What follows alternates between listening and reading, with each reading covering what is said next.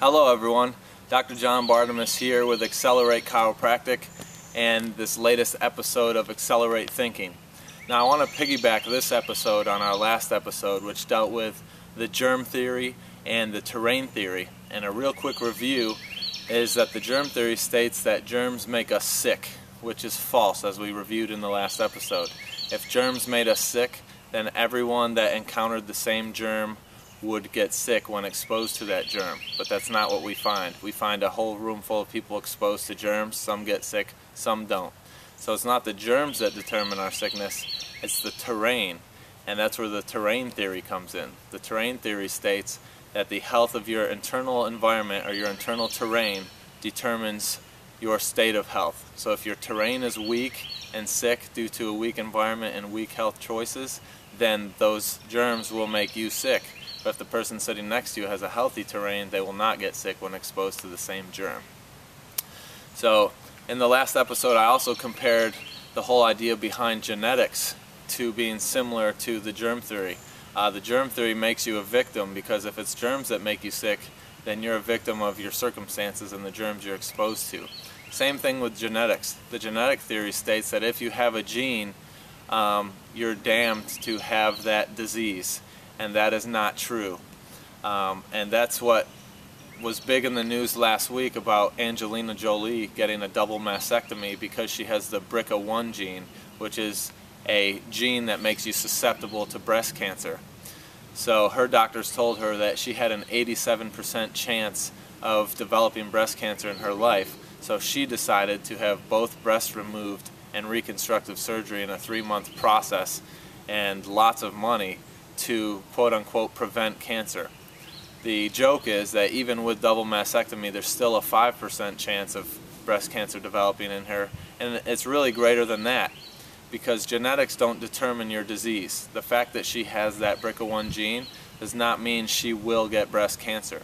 There are millions of women walking around the US today with the BRCA1 gene that will never get cancer. Some will, some won't. If some will and some won't, then it's not genetic. It's epigenetic, and epigenetics states that the control is above the gene. So the gene is a light switch that can be turned on or off determined by the environment or the choices you make on a day-to-day basis, the control above the gene.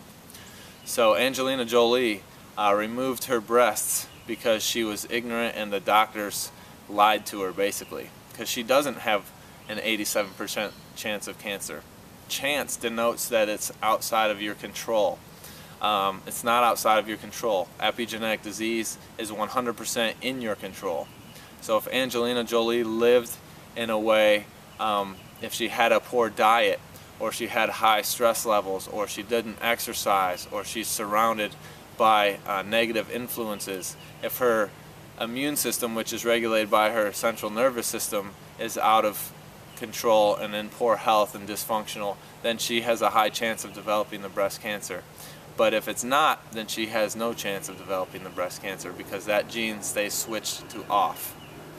Alright, so that's what I want to talk about today is the terrain theory. Your environment, your health choices determine your epigenetics, or are the epigenetic trigger for the genes that you have. So if you have the BRCA1 gene, you have the susceptibility to breast cancer, but you can ensure that you never get it by making the proper lifestyle choices. We all have cancer cells circulating in our body right now, and my brain and nervous system is regulating my immune system, which is finding those and killing those. So how much sense does it make to cut off both your breasts to prevent breast cancer?